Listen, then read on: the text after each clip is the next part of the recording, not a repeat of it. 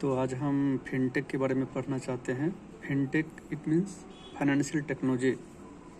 यहाँ financial technology का संबंध इस बात से है कि इसमें फाइनेंस के क्षेत्र में यानी वित्तीय प्रणाली में प्रौद्योगिकी का उपयोग कैसे करना है, किस तरह से उसको सुगम बनाना है और हर एक समुदाय चाहे निचले तबके तक का लोग का क्यों न हो, उन्हें ऑनलाइन बैंकिंग, डिजिटल भुगतान, निवेश इत्यादि के थ्रू उन्हें जोड़ना है। ऋण सेवाओं को बेहतर प्रबंधित करना है, जिससे कि किसान हो चाहे मजदूर हो, अपने वित्तीय समावेशन के थ्रू कैसे वो जन जन भागीदारी तक पहुंच सके। इस परिप्रेक्ष्य में फिनटेक की परिभाषा दी जाती है। इसमें हम देखते हैं कि फिनटेक क्या है। तो वित्तीय क्षेत्र के भीतर विभिन्न गतिविधि को बढ़ाने के लिए प्रौद्योगिकी का उपयोग करना है, टेक्नोलॉजी को उसमें इनबिल्ट करना है, वित्तीय सेवाओं को अधिक सुलभ और कुशल बनाना है। जैसा कि मैंने आपको कहा है, इसके लिए क्या प्रबंधन होना चाहिए कि उसके थ्रू मोबाइल बैंकिंग हो, निवेश से लेकर के उधार, क्रिप्टो करेंसी तक की सेवाओं को शामिल किया गया है। अब इस विशेषताओं को देखते हैं।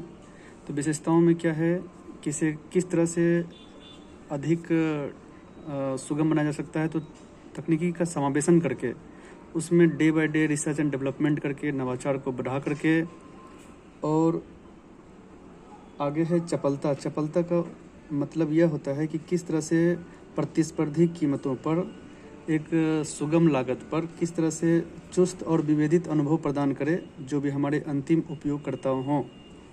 आगे है कि भारत में फिनटेक की क्या उसका स्कोप है। तो इसमें फिनटेक का स्कोप के रूप में देखते हैं कि वैश्विक मान्यता, डिजिटल भुगतान, बाजार का आकार क्या है, फिनटेक कंपनियां कौन कौन से इसके पीछे काम कर रही है। तो वैश्विक मान्यता में देखते हैं तो उसमें वैश्विक स्तर पर जो सबसे तेज़ी से बढ़ते फिनटेक बाजार जो है चाइना के बाद भारत का ही माना जाता है।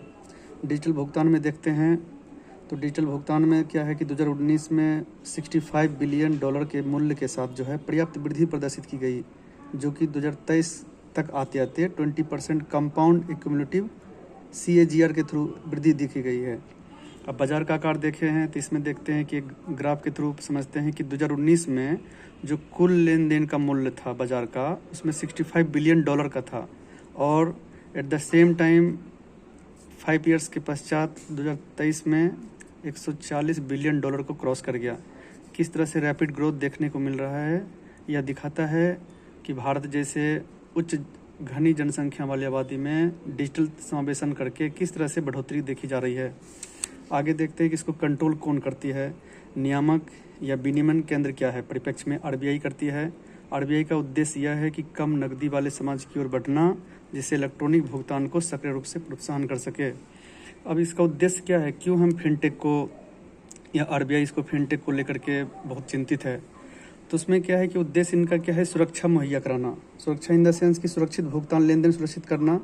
सुविधा में है कि वित्तीय सुविधा को बढ़ाना है, जैसे कि आज मोबाइल बैंकिंग के थ्रू बिना बैंक जाए हुए ही मैं यहाँ से पेमेंट हो, चाहे किसी को अग्रिम भुगतान हो, या कोई भी मान लीजिए कि बीमा का कवरेज हो, उसको हम भुगतान करते हैं।